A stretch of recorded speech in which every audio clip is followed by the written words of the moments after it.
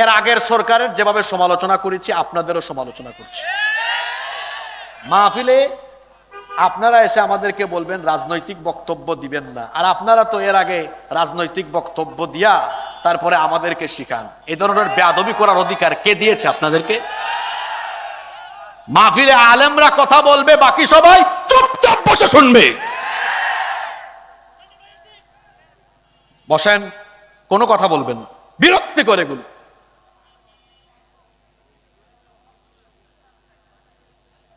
আপনারা যদি আমাদেরকে মুখ খুলতে বাধ্য করেন, কিছু করার থাকবে না। এটা আওয়ামী লীগ সরকারের আমলে আওয়ামী লীগের লোকজন করতো, আমরা বলেছি, ইউটিউবে এগুলো আছে না?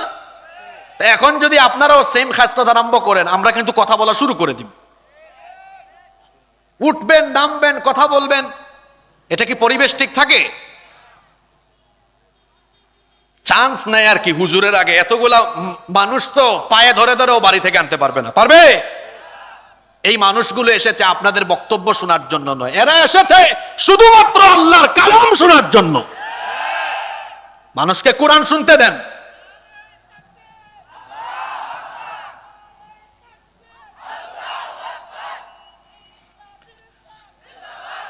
আমার কথায় জানি অনেকে রাগ করেছেন, কিছু করার নাই, সত্য কথা একটু তিতা তিতা হয়।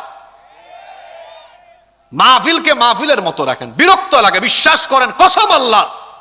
বিভিন্ন জায়গায় মাহফিলে গিয়ে উঠতে উঠতে দেরি, আবার দেখে যায় শুরু করলে ডানে কথা বলে, বামে কথা বলে। আপনার যদি এত সময় না থাকে, মাহফিলে আসার আপনার কোনো দরকার নাই। এখানে আসলে আদব মেনটেন করে একদম শেষ পর্যন্ত মোনাজাত করে তারপর যাবে। একবার ডানে উঠে আরেকবার বামে উঠে। আপনার এত ব্যস্ততা থাকলে আপনাকে এখানে আসতে কে বলেছে? এখানে আপনারা যারা এসেছেন, কাউকে পয়সা দেওয়া হয়েছে? জোরে বলেন, পয়সা দেওয়া হয়েছে? কাউকে খাবার দাবার দেওয়া হয়েছে? আপনারা এখানে কি কোনো ব্যক্তি বা নেতার আকর্ষণে এসেছেন? এসেছেন কার জন্য? এখানে যত মানুষ এসেছে সবাই এসেছে আল্লাহর কালামের আকর্ষণে। এটা বুঝার চেষ্টা করুন, নইলে ভোট যা আছে ওগুলোও হারাবেন। শুধু বক্তৃতা করে ভোট নেওয়া যায় না, কিছু কৌশল শিখাই দেওয়া যায়। আপনি মাহফিলে এসে বসে থাকেন চুপচাপ, নিচে বসেন, জনগণই বলবে দেখছো আমাদের কি লিডার। আইসা বক্তৃতার চান্স নেয় নাই, সেও আমাদের মতো শুনতেছে। চাওয়া লাগবে না, মানুষ বাক্সর ভিতরে এমনি ভোট ভরে দিবে।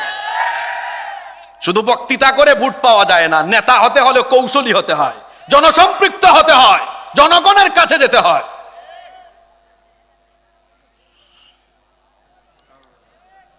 কষ্ট পেলেন আমার কথায়?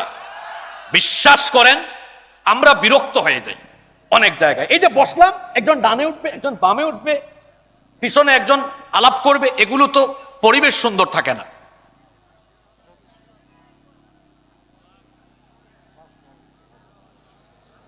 সম্মানিত উপস্থিতি, আপনারা যারা আছেন কেউ ওঠা বসা করবেন না, চুপচাপ সবাই বসেন। আল্লাহ আমাদেরকে মনোযোগী হয়ে শোনার তৌফিক দান করেন।